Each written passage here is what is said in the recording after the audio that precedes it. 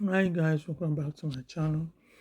Today we're going to make this infused chamomile extract that you can use for your cosmetic, you can use it for your soap and for body butter and other things, even hair products as well. So to make this, you need dry chamomile, you need vegetable glycerin, you need a clean bowl. Now I have sterilized my bowl and I'm going to add the dry chamomile into this baker. Now I'm going to add it into the baker. Then I'm going to pour the vegetable glycerin to it. So the measurement, there is no measurement, just pour the glycerin a bit above the as the herbs that you're going to infuse.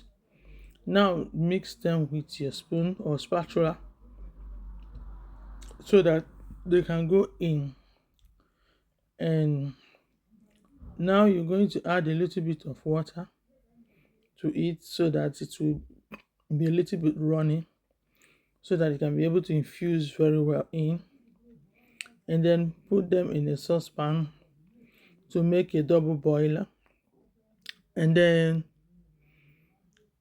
put it in the stove. After 15 minutes, bring it out, and what you're going to do now is to bring a cheese close, a very clean one at that, new one. Use a disposable cheese close. I always use disposable. And then I'm going to squeeze them firmly to bring out the remaining extract from the bag. And this is the extract that you need. You can use it at least 2% of it in your lotion. You can use up to 5% of it if you want, depending on what you're using it for. So you can use it for your hair product, you can use it for soaps, but not in your bar soaps. For your liquid soaps, you can use it for it. You can use it for lotion, hair product, in fact, cosmetics in general. And that is it, guys. If you haven't subscribed, please guys, kindly subscribe to this channel. I need your comments. I want you to tell me what you feel about this.